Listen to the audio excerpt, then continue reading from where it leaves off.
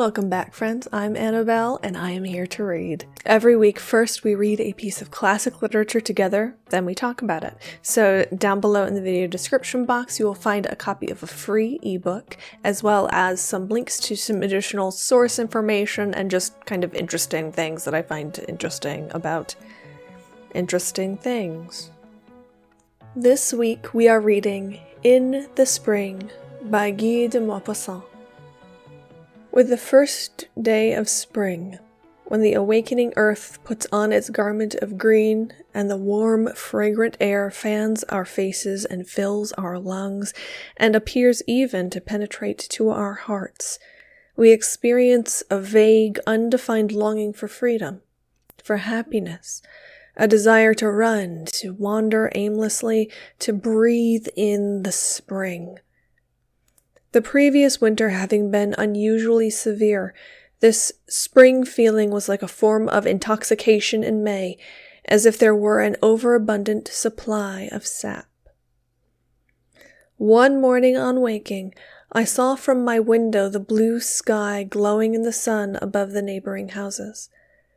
The canaries hanging in the windows were singing loudly, and so were the servants on every floor. A cheerful noise rose up from the streets, and I went out, my spirits as bright as the day, to go, I did not exactly know where. Everybody I met seemed to be smiling. An air of happiness appeared to pervade everything in the warm light of returning spring. One might almost have said that a breeze of love was blowing through the city, and the sight of the young women whom I saw in the streets in their morning toilets, in the depths of whose eyes there lurked a hidden tenderness, and who walked with languid grace, filled my heart with agitation. Without knowing how or why, I found myself on the banks of the Seine. Steamboats were starting for Suresnes, and suddenly I was seized by an unconquerable desire to take a walk through the woods. The deck of the Mouche was covered with passengers, for the sun in the early spring draws one out of the house in spite of themselves, and everybody moves about, goes and comes and talks to his neighbor. I had a girl neighbor, a little work girl, no doubt, who possessed the true Parisian charm, a little head with light, curly hair, which looked like a shimmer of light as it danced in the wind, came down to her ears and descended to the nape of her neck, where it became such fine, light-colored clown that one could scarcely see it, but felt an irresistible desire to shower kisses on it. Under my persistent gaze, she turned her head toward me, and then immediately looked down, while a slight crease at the side of her mouth, that was ready to break out into a smile, also showed a fine, silky, pale down which the sun was gilding a little. The calm river grew wider. The atmosphere was warm and perfectly still, but a murmur of life seemed to fill all space. My neighbor raised her eyes again, and this time, as I was still looking at her, she smiled, decidedly. She was charming, and in her passing glance I saw 1,000 things which I had hitherto been ignorant of, for I perceived unknown depths, all the charm of tenderness, all the poetry which we dream of, all the happiness which we are continually in search of. I felt an insane longing to open my arms and carry her off somewhere so as to whisper the sweet music of words of love into her ears. I was just about to address her when somebody touched me on the shoulder, and as I turned round in some surprise, I saw an ordinary-looking man who was neither young nor old and who gazed at me sadly. "I should like to speak to you," he said. I made a grimace which he no doubt saw, for he added, "It is a matter of importance." I got up, therefore, and followed him to the other end of the boat, and then he said, "Monsieur, when winter comes with its cold, wet, and snowy weather, your doctor says to you constantly, Keep your feet warm, guard against chills, cold, bronchitis, rheumatism, and pleurisy. Then you are very careful. You wear flannel, a heavy greatcoat, and thick shoes, but all this does not prevent you from passing 2 months in bed. But when spring returns, with its leaves and flowers, its warm, soft breezes, and the smell of fields, all of which causes you vague disquiet and causeless emotion, nobody says to you, "Monsieur, beware of love." It is lying in ambush everywhere. It is watching for you at every corner. All its snares are laid, all its weapons are sharpened, all its guiles are prepared. Beware of love, beware of love. It is more dangerous than brandy, bronchitis, or pleurisy. It never forgives and makes everybody commit irreparable follies. Yes, monsieur, I say that the French government ought to put huge public notices on the walls with these words, "Return of spring, French citizens, beware of love," just as they put, "Beware of paint." However, as the government will not do this, I must supply its place, and I say to you, beware of love. For it is just going to seize you, and it is my duty to inform you of it, just as in Russia they inform anyone that his nose is frozen. I was much astonished at this individual, and assuming a dignified manner, I said, "Really, monsieur, you appear to me to be interfering in a matter which is no concern of yours." He made an abrupt movement and replied, "Ah, monsieur, if I see that a man is in danger of being drowned at a dangerous spot, ought I to let him perish? So just listen to my story, and you will see why I ventured to speak to you like this. It was about this time last year that it occurred. But first of all, I must tell you that I am a clerk in the Admiralty, where our chiefs, the commissioners, take their gold lace as quill-driving officials seriously, and treat us like forecastle men on board a ship.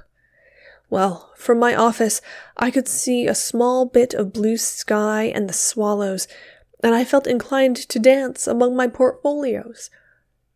My yearning for freedom grew so intense that, in spite of my repugnance, I went to see my chief, a short, bad-tempered man who was always in a rage.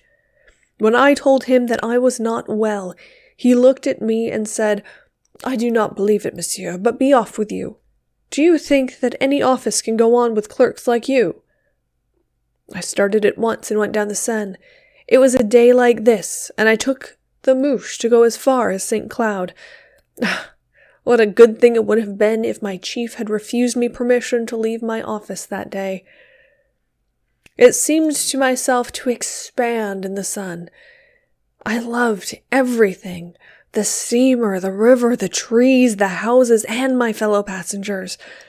I felt inclined to kiss something, no matter what. It was love laying its snare. Presently, at the Trocadero, a girl with a small parcel in her hand came on board and sat down opposite me. She was decidedly pretty. But it is surprising, monsieur, how much prettier women seem to us when the day is fine at the beginning of the spring. Then they have an intoxicating charm, something quite peculiar about them. It is just like drinking wine after cheese. I looked at her, and she also looked at me, but only occasionally, as that girl did at you, just now. But at last, by dint of looking at each other constantly, it seemed to me that we knew each other well enough to enter into conversation. I spoke to her, and she replied. She was decidedly pretty and nice, and she intoxicated me, monsieur. She got out at St. Cloud, and I followed her. She went and delivered her parcel, and when she returned, the boat had just started. I walked by her side, and the warmth of the air made us both sigh. "It would be very nice in the woods," I said. "Indeed it would," she replied. "Shall we go there for a walk, mademoiselle?" She gave me a quick upward look, as if to see exactly what I was like, and then, after a little hesitation, she accepted my proposal. And soon we were there, walking side by side, under the foliage, which was still rather scanty. The tall, thick, bright green grass was inundated by the sun, and the air was full of insects that were also making love to one another, and the birds were singing in all directions. My companion began to jump and to run, intoxicated by the air and the smell of the country, and I ran and jumped, following her example. How silly we are at times, monsieur. Then she sang unrestrainedly 1,000 things, opera airs and the song of Musette, the song of Musette. How poetical it seemed to me then. I almost cried over it. Oh. Those silly songs make us lose our heads, and believe me, never marry a woman who sings in the country, especially if she sings the song of Musette. She soon grew tired and sat down on a grassy slope, and I sat at her feet and took her hands, her little hands that were so marked by the needle. That filled me with emotion. I said to myself, these are the sacred marks of toil. Monsieur, do you know what those sacred marks of toil mean? They mean all the gossip of the workroom, the whispered scandal, the mind soiled by all the filth that is talked.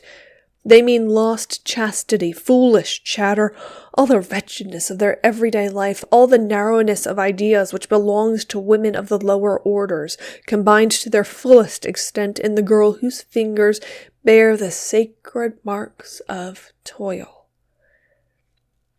Then we looked into each other's eyes a long while. What power a woman's eye has! How it agitates us, how it invades our very being, takes possession of us, and dominates us. How profound it seems, how full of infinite promises. People call that looking into each other's souls. Monsieur, what humbug! If we could see into each other's souls, we should be more careful of what we did. However, I was captivated, and I was crazy about her, and tried to take her into my arms, but she said, "Pause off." Then I knelt down and opened my heart to her and poured out all the affection that was suffocating me. She seemed surprised at my change of manner and gave me a sidelong glance as if to say, "Ah, so that is the way women make a fool of you, old fellow. Well, we will see." In love, monsieur, we are always novices, and women are artful dealers. No doubt I could have had her, and I saw my own stupidity later, but what I wanted was not a woman's person, it was love. It was the ideal. I was sentimental when I ought to have been using my time to a better purpose. As soon as she had had enough of my declarations of affection, she got up, and we returned to St. Cloud, and I did not leave her until we got to Paris. But she had looked so sad as we were returning that at last I asked her what was the matter. "I am thinking," she replied, "that this has been one of those days of which we have but few in life." My heart beat so that it felt as if it would break my ribs. I saw her on the following Sunday, and the next Sunday, and every Sunday. I took her to Bougival, Saint-Germain, Maison Lafitte, Poissy, to every suburban resort of lovers.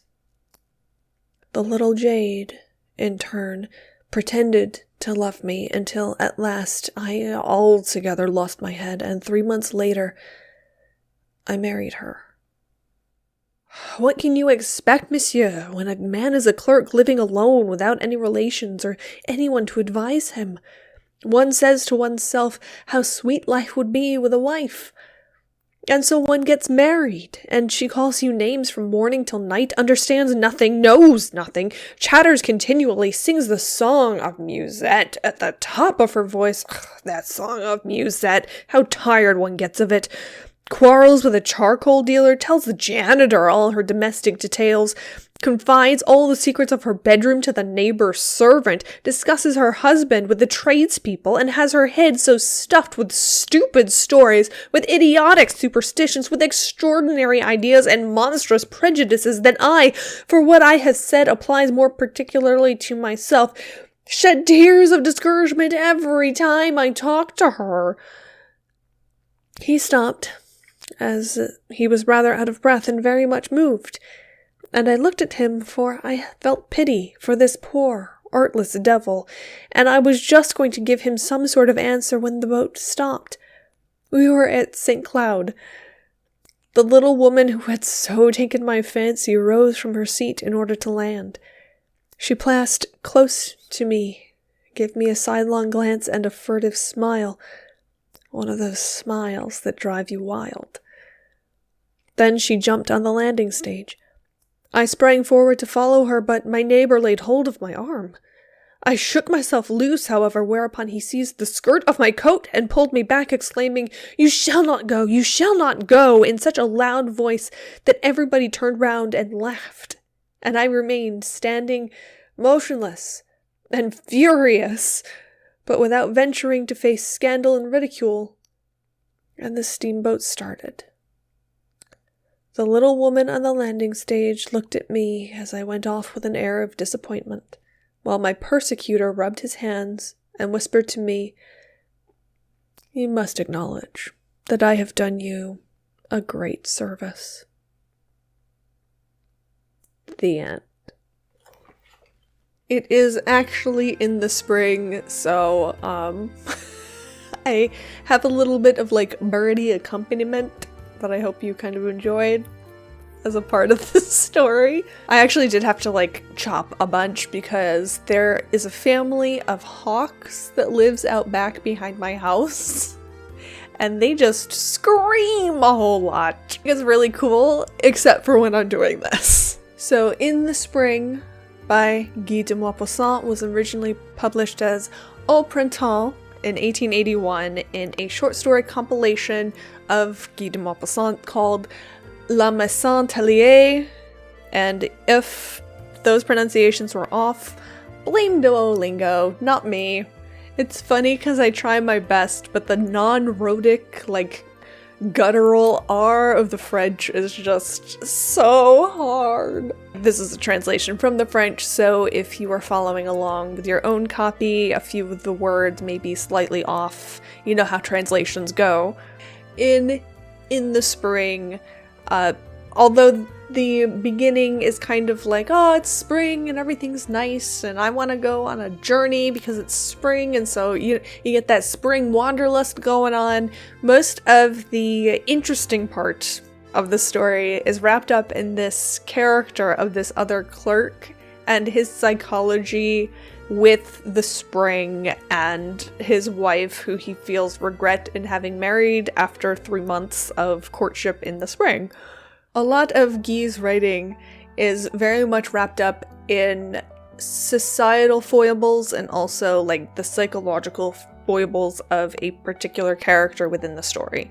There's usually that one central character. In this case, it's not actually the narrator. It's not actually like who you would think of as being the main character. It's this other clerk who warns him about, beware of love. In the Horla, which we haven't actually read on this channel, but Tony Walker has a really great reading of it, which I will link down below if you're interested. There is this one main character who is concerned with this otherworldly being, but there's also the explanation that he could just be kind of crazy. We read The Hand on this channel, which I will also link down below, which has a similar main character where the main character is going through, the hand and it's haunted and blah blah blah, but it could just be not that. I'm trying to not spoil the story just in case you haven't read it yet.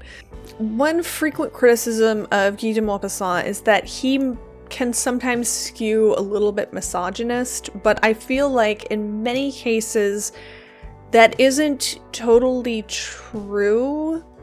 Like, if you just, it would be very, very easy to read this story and kind of take out of context what the clerk is saying about women and their, they're jades and they're temptresses, and she was singing musette and I loved it, oh god, and then she was singing musette and I hated it. If you take that out of context, that seems very misogynist, right? Like, the things that the clerk is saying about women as a whole are kind of gross, but I feel like that is intended to lampshade that character and that mentality far more than it is to be a commentary on women.